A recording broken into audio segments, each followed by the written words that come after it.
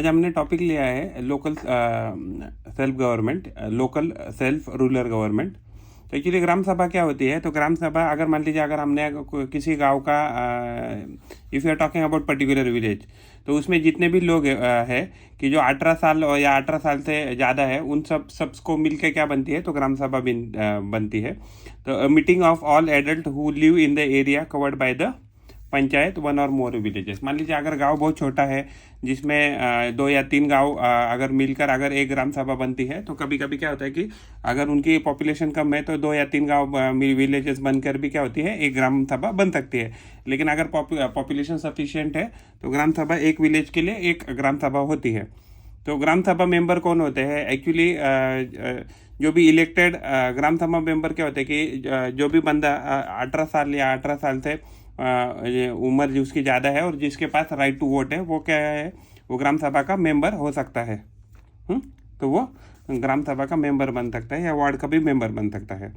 सरपंच और प्रधान क्या होते हैं? तो एक्चुअली सरपंच और प्रधान जो होते हैं उनको ही प्रेसिडेंट ऑफ पंचायत या पंचायत के प्रमुख भी कहा जा सकता है। तो पंच क्या होता है? वो मेंबर ऑफ पंचायत होते हैं। वो एक्चुअली क्या होते हैं? इलेक्टेड मेंबर्स होते हैं। Panch are nothing but elected member of the panchayat. तो सरपंच और पंच जो होते हैं वो इलेक्टेड रिप्रेजेंटेटिव होते हैं। तो वो डायरेक्टली इलेक्ट किए जाते हैं by the people of the village या विलेजेस। अगर 2 या 3 विलेज के लिए एक अगर पंचायत है तो 2 या 3 विलेजेस को मिलकर सरपंच और पंच का चुनाव होता है। वार्ड क्या होता है? अगर मान लीजिए मान लीजिए अगर ये इतना मान लीजिए गांव का एरिया है, तो अगर इसको मान लीजिए 2 या 3 हिस्सों में या 4 हिस्सों में डिवाइड करते हैं, तो ये छोटे से पोर्शन को क्या कहते हैं? छोटे से पोर्शन को वार्ड ऐसा कहा जाता है। पंच क्या होता है? तो हर एक जो वार्ड है, यानी कि जो भी विलेज है, विलेज को वार्ड में अगर डिवाइड करने के बाद हर एक वार्ड से एक जो मेंबर है वो रिप्रेजेंट करेगा उस वार्ड को। तो वो इलेक्टेड रहेगा उस पर्टिकुलर वार्ड से, तो उसको पंच ऐसे कहा जाता है। तो सरपंच क्या होता है कि जो भी इलेक्टेड जो पंच होते हैं वो उनमें से क्या करते हैं? उनमें से एक बंदा जो है, तो एक व्यक्ति को एक्चुअली सरपंच या प्रधान बोल के नियुक्त करते हैं या चुनते हैं, तो उसको ही क्या कहते हैं? सरपंच या प्रधान ऐसा कहते हैं। तो ग्राम पंचायत क्या होती है? तो ग्राम पंचायत एक्चुअली सारे जो वार्ड पंच है, जो वार्ड काउंसिलर भी कह सकते हैं, तो वार्ड पंच एंड वार्ड पंच और सरपंच, इन सबको मिलकर ग्राम पंचायत बनती है। तो जो ग्राम पंचायत होती है वो तकरीबन 5 सालों के लिए चुनी जाती है। तो ग्राम पंचायत जो होता है, ग्राम पंचायत सेक्रेटरी एक गवर्नमेंट अपॉइंटेड पर्सन होता है, और उसका काम क्या होता है कि जो भी अगर ग्राम सभा को कॉलिंग करना है या ग्राम पंचायत के मीटिंग को कॉलिंग करना है, और जब भी मीटिंग कॉलिंग करने के बाद जो उसके दौरान जो भी कुछ डॉक्यूमेंटेशन है या उसके दौरान जो भी कुछ प्रोसीडिंग हो गई है, तो उसका रिकॉर्ड कर रखने की जिम्मेदारी किसके पास होती है? तो ग्राम पंचायत सेक्रेटरी की होती है। एक गवर्नमेंट एम्प्लॉय होता है। इनको ये जो बंदा होता है या कोई पर्सन होता है, तो इसको कोई चुन के नहीं देता है, गवर्नमेंट अपॉइंट करता है। जो ग्राम सभा होती है, तो ग्राम सभा जो होती है वो चेक रखती है ग्राम पंचायत के मेंबर के ऊपर, यानी कि वो उनका काम सही से कर रहे हैं कि नहीं, प्रॉपरली कर रहे हैं कि नहीं, तो उसके ऊपर ये करते हैं, ध्यान देते हैं। एंड इवन अगर वो कुछ अगर मान लीजिए किसी लोगों को ज़्यादा फेवर करते हैं या किसी पैसे का अगर मान लीजिए सही से इस्तेमाल नहीं कर रहे हैं, तो उसके लिए भी वो उसका कंट्रोल कौन करती है? तो ग्राम सभा करती है। Gram sabha keep the checks on the gram panchayat, make the gram panchayat responsible for the purpose the members elected for. यानी कि जिन कामों के लिए लोगों को चुना गया है, अगर वो काम अगर वार्ड मेंबर्स जो है, अगर जो वार्ड रिप्रेजेंटेटिव है, अगर वो सही से नहीं कर रही है, तो उनको वो उसके लिए वो चेक रखती है। तो वर्क ऑफ ग्राम पंचायत, यानी कि ग्राम पंचायत के क्या क्या काम होते हैं? तो construction and maintenance of water sources, लोगों को पानी अवेलेबल करके देना, फिर रोड अवेलेबल करके देना, फिर ड्रेनेज मेंटेन करना, उसको बनाना, उसको मेंटेन करना, स्कूल बिल्डिंग बांधना, उनको मेंटेन करना, और कॉमन जो भी प्रॉपर्टी है गांव के लिए रिलेटेड, तो या प्रॉपर्टी है या अदर रिसोर्सेस है, उसको बांधना, उसको मेंटेन करना, उसका काम कौन करते हैं? तो ग्राम पंचायत करती है। तो उसका काम रहता है कि लेविंग एंड कलेक्टिंग टैक्सेस, यानी कि जो अलग अलग एरिया है तो उसके ऊपर टैक्स को लेवी करना और कलेक्ट भी करना उन टैक्सेस को। जो भी गवर्नमेंट स्कीम है, तो गवर्नमेंट स्कीम को एग्जीक्यूट करना या इम्प्लीमेंट करने का काम भी ग्राम पंचायत का ही होता है। इवन जो भी लोगों को इन्फॉर्मेशन देना है गवर्नमेंट रिलेटेड स्कीम का, तो ये भी काम ग्राम पंचायत का ही है। पंचायत जो है तो वो एक्चुअली उनका सोर्सेस ऑफ फंड क्या है? तो उनके पास प्रॉपर्टी टैक्स होता है, मार्केट प्लेस टैक्स होता है, फंड्स फ्रॉम जिला परिषद भी आता है, इवन जो तालुका परिषद रहता है या जनपद परिषद है तो वहाँ से भी उनको क्या मिलता है, तो फंड मिलते हैं। Even state government and central government भी उनको क्या करते हैं, तो उनको फंड देते हैं। और डोनेशन भी आते हैं उनको कम्युनिटी वर्कर्स के द्वारा, या कम्युनिटी वर्क के लिए भी उनको क्या मिलता है, तो डोनेशन मिलता है।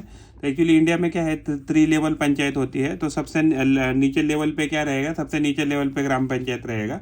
तो ये ग्राम पंचायत को एक्चुअली सुपरविजन कौन करेगा, तो ब्लॉक लेवल या उसको ही जनपद परिषद पंचायत या उसको ही पंचायत समिति ऐसे कहते हैं। और एक्चुअली पंचायत समिति को जो है तो उसको एक्चुअली सुपरवाइज करते हैं डिस्ट्रिक्ट पंचायत, या उसको कहते हैं जिला पंचायत। और जो जिला पंचायत रहता है तो जिला panchayat is generally controlled by the district collector of that particular district. तो जो ग्राम पंचायत जो होते हैं तो एक्चुअली ग्राम पंचायत है वो जो बेसिक यूनिट है लोकल एडमिनिस्ट्रेशन का। यानी कि अगर सबसे निचले स्तर पे अगर कहीं अगर मान लीजिए एडमिनिस्ट्रेशन दिख रहा है या लोकल गवर्नमेंट दिख रहा है तो वो ग्राम पंचायत ही है, जहाँ लोकल लीडर्स टेक केयर करते हैं उनके लोकल प्रॉब्लम्स की। तो इंडिया के पास अराउंड 6 लाख से भी ज़्यादा विलेजेस हैं।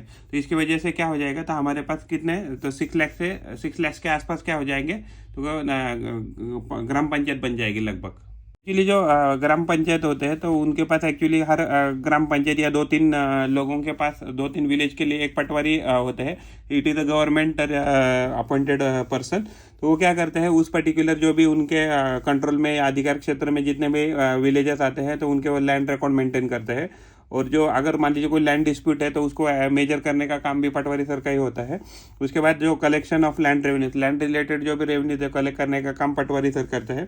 इवन उसके बाद जो भी क्रॉप रिकॉर्ड है या क्रॉप की जो भी इंफॉर्मेशन गवर्नमेंट को देनी है, स्टेट गवर्नमेंट को या सेंट्रल गवर्नमेंट को, तो इसका काम भी पटवारी सर ही करते हैं। इवन इसके बाद जो भी गवर्नमेंट की स्कीम है तो गवर्नमेंट की स्कीम फार्मर तक पहुँचाने का काम भी पटवारी या लेखपाल जिसको कानूनगो ऐसा कहा जाता है तो इनके द्वारा की जाती है। अभी लेटेस्ट जो अमेंडमेंट हो गया है हिंदू सक्सेशन एक्ट की में, तो हिंदू सक्सेशन में क्या एक्चुअली अमेंडमेंट की गई है 2005 में, कि जो भी मान लीजिए अगर किसी फादर की डेथ हो गई या किसी मेल पर्सन की जिसके नाम पर ज़मीन है, अगर उसकी डेथ हो गई तो वो जो ज़मीन है तो वो उनके जितने बच्चे हैं या डॉटर्स है या उनकी जितनी बीवियाँ रहेगी तो एक्चुअली उनमें क्या हो जाएगा, वो ज़मीन एक्चुअली इक्वली शेयर की जाएगी, यानी कि इक्वली डिवाइड की जाएगी। तो अभी ये जो लॉ है ये पूरे स्टेट में, ऑल ओवर इंडिया के सभी स्टेट में और सभी यूनियन टेरिटोरीज में अप्लाइज होगा।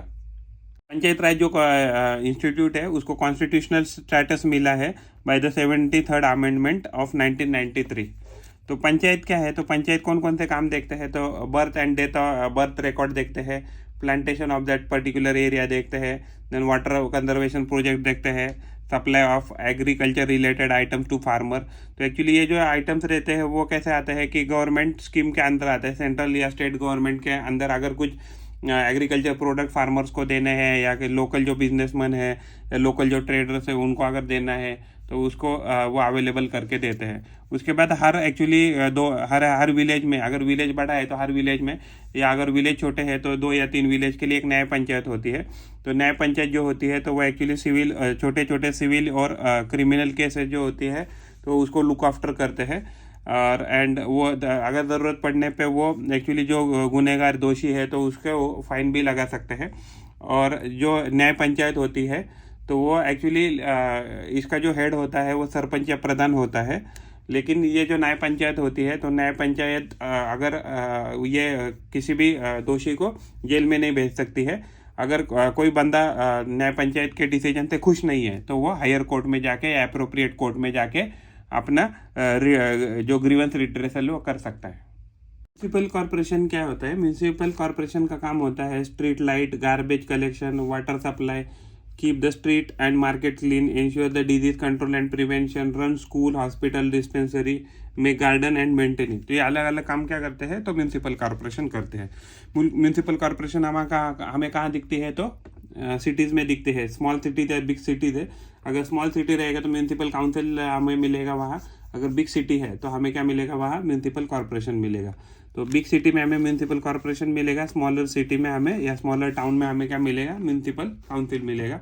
अगर उससे भी छोटा है तो हमें क्या मिलेगा, वहाँ नगर पंचायत मिलेगी। तो वार्ड काउंसिलर क्या होता है, मान लीजिए एक बड़ा सिटी है तो बड़ा सिटी को क्या करते हैं, छोटे छोटे वार्ड में डिवाइड किया जाता है। तो अगर हर कोई जो ये वार्ड है तो वार्ड का एक रिप्रेजेंटेटिव रहेगा, तो उसको ही क्या कहते हैं, वार्ड काउंसिलर रहता है। ये जो वार्ड काउंसिलर रहता है वो एक्चुअली इलेक्टेड पर्सन रहता है बाय देयर लोकल पीपल। तो city is divided into wards and जो वार्ड काउंसिलर होता है ही और she is elected representative of the ward and जो भी डिसीजन उस पर्टिकुलर वार्ड के लिए इम्पैक्ट करता है तो वो एक्चुअली या सिटी के लिए इम्पैक्ट करता है वो group of councillors, ward councillor से लिया जाता है। एक्चुअली जो वार्ड काउंसिलर्स होते हैं वो अपना डिसीजन किसको कन्वे करते हैं, तो सिटी कमिश्नर को करते हैं। और सिटी कमिश्नर और उनका जो भी स्टाफ है तो ये जो डिसीजन जो लिया है वार्ड काउंसिलर में तो उसको इम्प्लीमेंट करने का काम सिटी कमिश्नर करते हैं। तो जो सिटी कमिश्नर रहते हैं वो जनरली आई ही रहते हैं। तो आई रहते हैं या स्टेट गवर्नमेंट ऑफिसर्स रहते हैं या सेंट्रल गवर्नमेंट ऑफिसर रहते हैं। और एक्चुअली उनका काम रहता है कि जो भी लोकल जो भी वहाँ के लोकल रिप्रेजेंटेटिव है जो चुनकर आए हैं उन्होंने जो भी डिसीजन लिया है वो डिसीजन को इम्प्लीमेंट करने का काम कमिश्नर्स का होता है। वार्ड काउंसिलर्स क्या करते हैं, तो एक्चुअली रेगुलरली मीट करते हैं, एक बजट बनाते हैं और कितने कौन सी चीज़ पे कौन से एग्जैक्टली फंक्शन पे कौन सा कितना खर्चा करना है इसका बजट करके अप्रूव करके वो क्या करते हैं, कमिश्नर को प्रेजेंट करते हैं।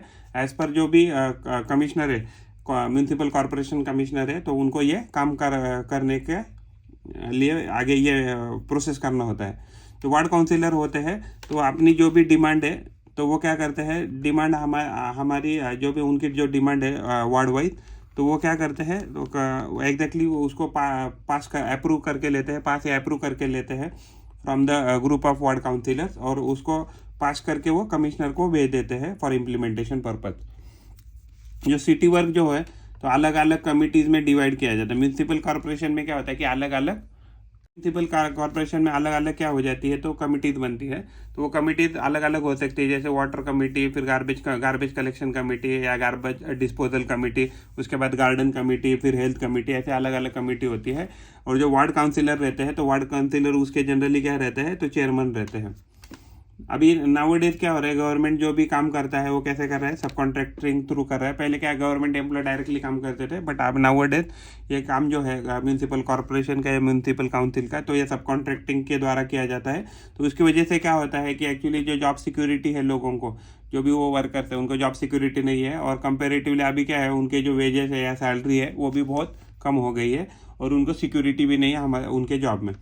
तो म्यूनसिपल कॉर्पोरेशन जो है उनका काम क्या है कि रोड को फिक्स करना या रोड बनाना, उसका मेंटेन करना, स्ट्रीट लाइट को फिक्स करना या उसको मेंटेन करना, फिर पार्क को इस्टेब्लिश करना, उनको मेंटेन करना, गार्बेज का मेंटेन करना, जो ड्रेनेज सिस्टम है उसको प्रॉपरली मेंटेन रखना, ड्रिंकिंग वाटर अवेलेबल करके देना, इलेक्ट्रिसिटी लोकल एरिया में अवेलेबल करके देना। म्यूनसिपल काउंसिलर कौन रहते हैं, ये इलेक्टेड मेंबर्स होते हैं और जो एक्चुअली चुन के आते हैं। और उसके बाद क्या करते हैं कि एक्चुअली इवन म्यूनसिपल कॉर्पोरेशन में या म्यूनसिपल काउंसिल में क्या होता है वो किसी कमेटी के मेंबर होते हैं, उनको ही म्यूनसिपल काउंसिलर ऐसा कहा जाता है। तो जो म्यूनसिपल काउंसिल या म्यूनसिपल कॉर्पोरेशन है या नगर पंचायत है उसको फंड कहाँ से मिलता है अपना काम करने के लिए, तो एक्चुअली उनको एजुकेशन टैक्स को कलेक्ट करते हैं या वाटर टैक्स कलेक्ट करते हैं या इलेक्ट्रिसिटी बिल कलेक्ट करते हैं। उसके बाद होटल या शॉप हो गया उसके ऊपर वो टैक्स लगाते हैं। फिर इवन टोल टैक्स कलेक्ट करते हैं, फिर मूवी टैक्स या इंटरटेनमेंट टैक्स कलेक्ट करते हैं। उसके बाद हाउस या प्रॉपर्टी टैक्स, ऐसा अलग अलग टैक्स वो कलेक्ट करते हैं। इसके बावजूद उनके पास क्या होता है कि सेंट्रल गवर्नमेंट और स्टेट गवर्नमेंट है, तो स्टेट गवर्नमेंट या सेंट्रल गवर्नमेंट ये भी उनको क्या करते हैं तो डोनेशन देते हैं काम करने के लिए और otherwise also they do get a donation from the other welfare related task from different organization। तो मेट्रोपॉलिटन एरिया क्या है, एक ऐसा एरिया कि जहाँ का पॉपुलेशन 10 लाख और 10 लाख से ज़्यादा है, उस एरिया को क्या कहा जाता है तो मेट्रोपॉलिटन एरिया कहा जाता है। तो फॉर एग्जांपल मुंबई, अभी फ़िलहाल मुंबई, पुणे, दिल्ली, अहमदाबाद, सूरत, चेन्नई, कोलकाता, बेंगलोर, हैदराबाद, जयपुर, तो ये क्या है एक्चुअली, तो अभी ये अराउंड 10 सिटीज़ है कि जो मेट्रोपॉलिटन सिटीज़ है। अगर सबसे लो लेवल में अगर हम अर्बन एडमिनिस्ट्रेशन देखें तो सबसे लो लेवल में हमें क्या मिलेगा तो नगर पंचायत मिलेगा, यानी कि जो ट्रांजिशन स्टेट में, यानी कि बहुत अभी वो धीरे धीरे कहाँ से रूरल से लेके रूरल से टाउन में कन्वर्ट हो रहा है। उसके बाद आएगा उस हायर एंड की जो स्मॉल सिटीज़ है उधर क्या रहेगा म्यूनसिपल काउंसिल रहेगा। अगर जो बिग सिटीज़ है वहाँ क्या रहेगा तो म्यूनसिपल कॉरपोरेशन रहेगा। नगर पंचायत जो होती है तो एक ट्रांजिशन एरिया रहता है कि वो जो एरिया है जो चेंज हो रहा है रूरल से टाउन में।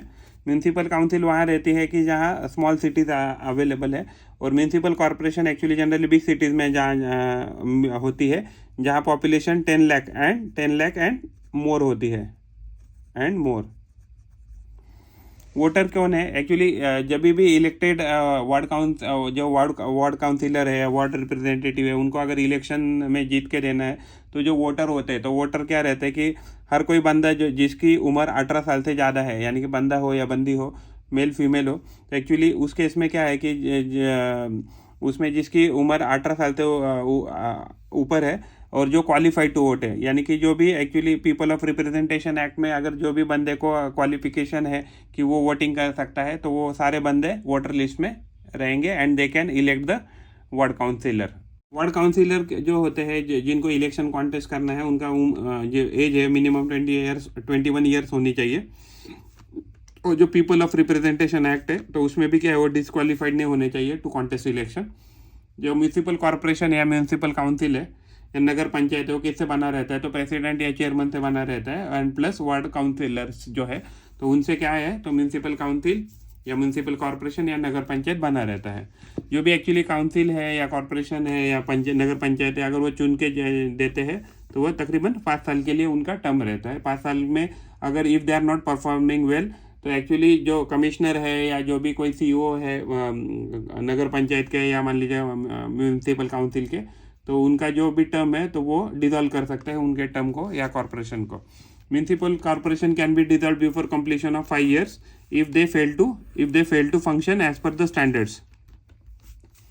जो मेयर होते हैं, एक्चुअली मेयर क्या है, तो मेयर को चुना जाता है म्यूनसिपल काउंसिलर द्वारा, और डेप्यूटी जो मेयर है तो उनको भी म्यूनसिपल काउंसिलर द्वारा चुना जाता है।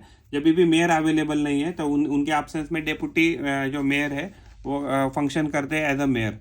एक्चुअली जो मेयर है तो मेयर सभी जो म्यूनसिपल काउंसिलर्स है तो उनका क्या है, रिप्रेजेंटेशन करते हैं और उनको वो प्रिसाइड करते हैं उनके मीटिंग को। Mayor and deputy mayor elected for 1 year calendar years, तो यानी एक एनुअली हर साल उनका इलेक्शन होता है। अगर मान लीजिए जो मेयर है, अगर मान लीजिए जनरल वोटर द्वारा चुने गए हैं तो उनका टर्म कितना रहेगा? कुछ सिटीज़ है इंडिया में कि जहाँ जो मेयर होते हैं उनका डायरेक्टली चुना होता है, तो अगर वो चुन के जाते हैं तो उनका टर्म कितना होगा? तो 5 years रहेगा।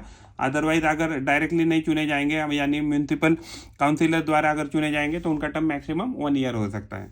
तो फंक्शन क्या होते हैं म्यूनसिपल कॉरपोरेशन के? तो म्यूनसिपल कॉरपोरेशन के एक्चुअली 2 फंक्शन है, एक मैंडेटरी फंक्शन है और एक वॉलंटरी फंक्शन है। तो मैंडेटरी फंक्शन में क्या क्या है?